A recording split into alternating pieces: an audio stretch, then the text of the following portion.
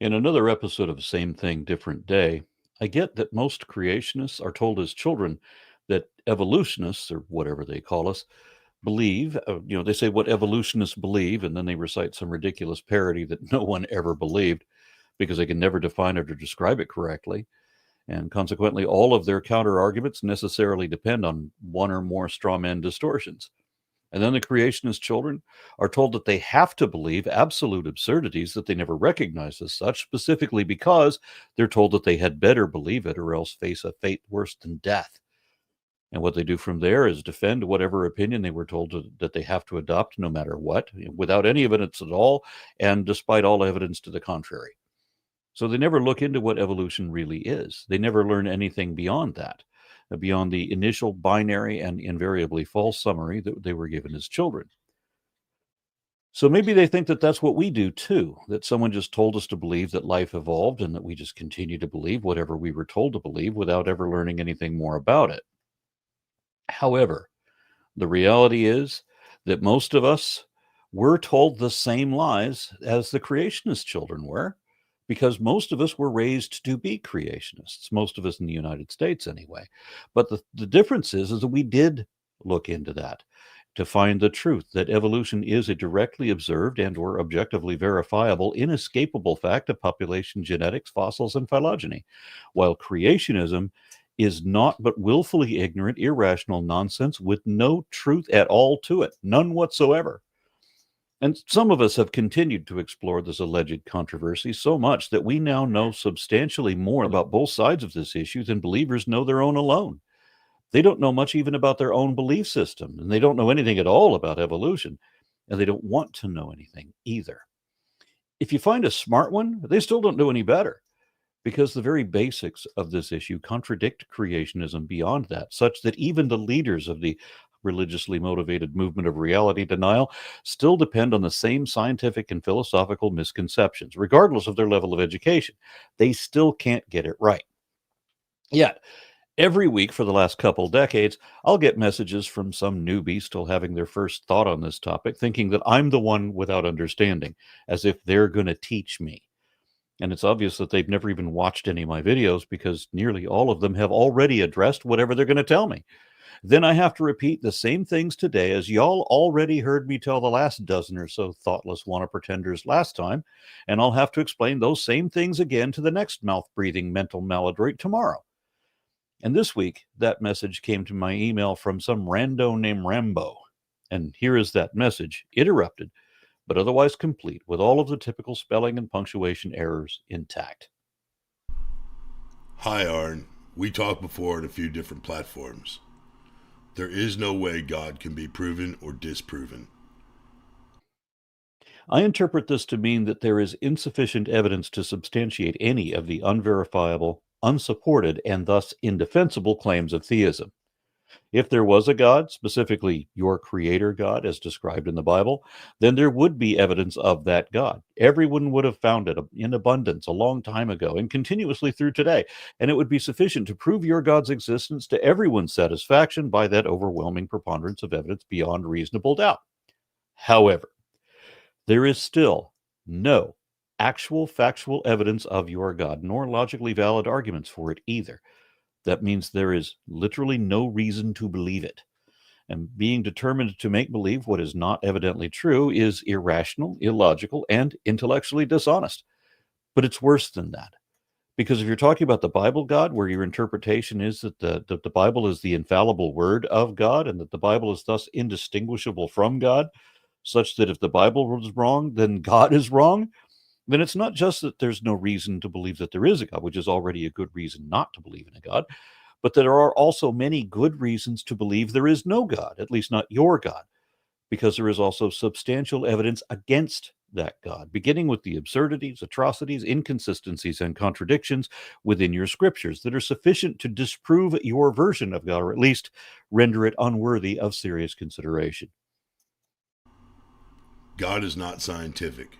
He cannot be tested or weighted. God is more in the realm of philosophy. That's what you have to understand. Philosophy is not the same as make believe. Philosophy is an attempt to understand reality. The only way to understand reality accurately is without God. And the only way to understand God is to realize that God is not a reality. Yes, there is a God, but he's not what you think. God is, pure energy, a force of nature. Natural forces are demonstrable, and energy is measurable, whether in joules, kilowatt hours, British thermal units, calories, horsepower, or what have you. But you already said that God cannot be tested or weighed. I say that he is immeasurable because he is undetectable, because he is immaterial, because he is imaginary. If you say that you believe there is a God, that's fine. You have the right to make believe in things that are not evidently true, no matter how irrational or illogical that appears to be to everyone else.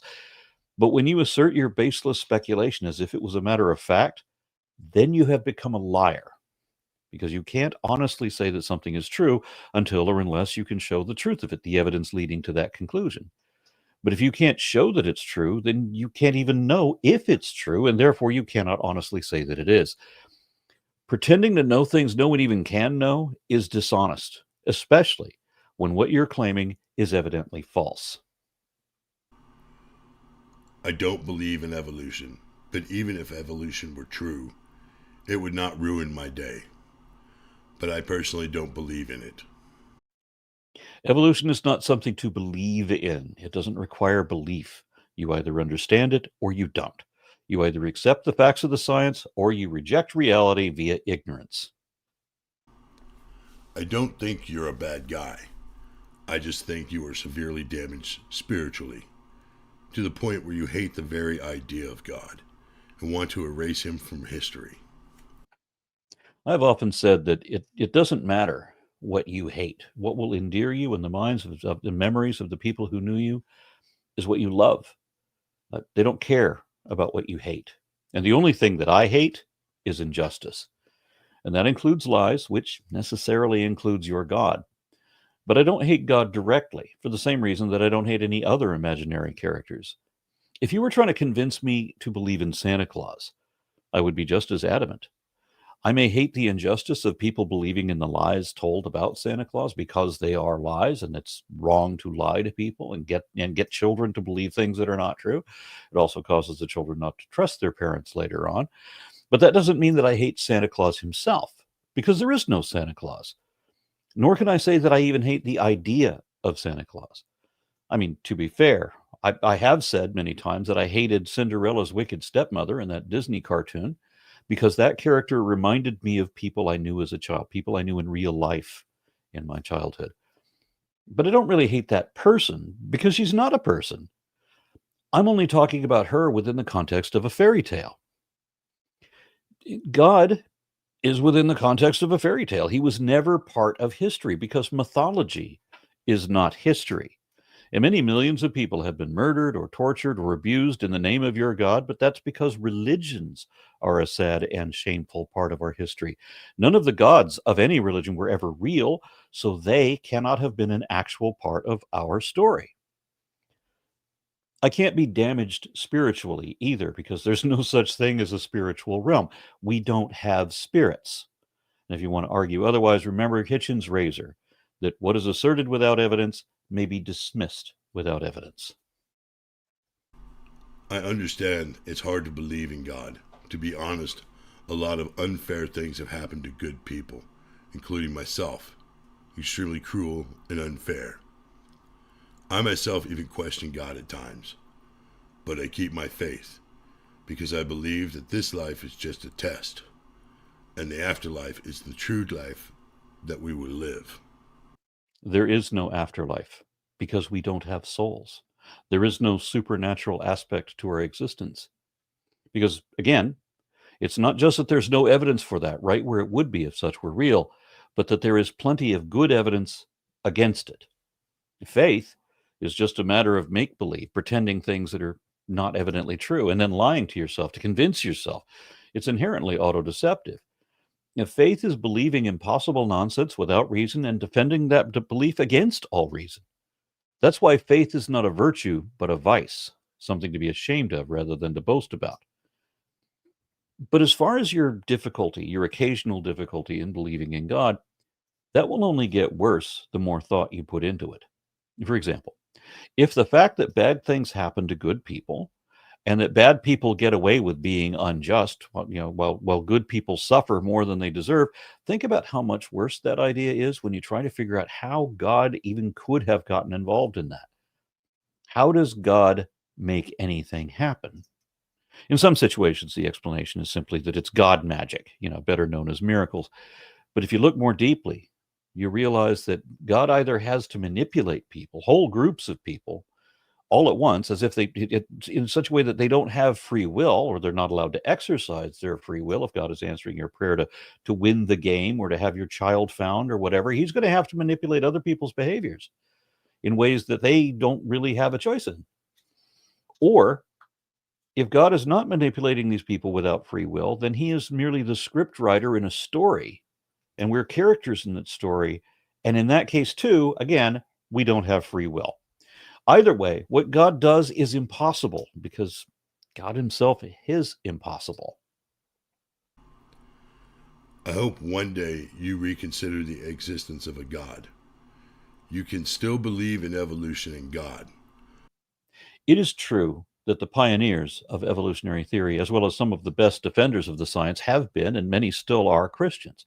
But once again, while they make believe in a God in lieu of evidence, they do not believe in evolution because they understand it and can even demonstrate it, knowing how to effectively prove it, even to your satisfaction.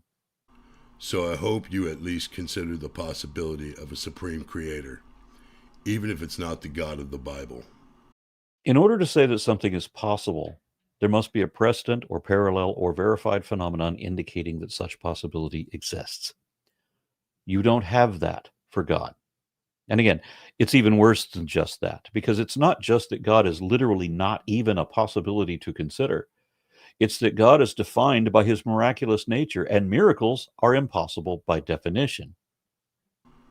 Belief in a supreme creator is a step in the right direction to the truth.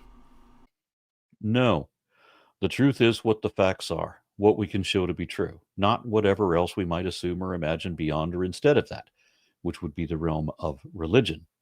Believing impossible nonsense for no good reason is stepping in the wrong direction to spread lies because you don't even care what the truth is.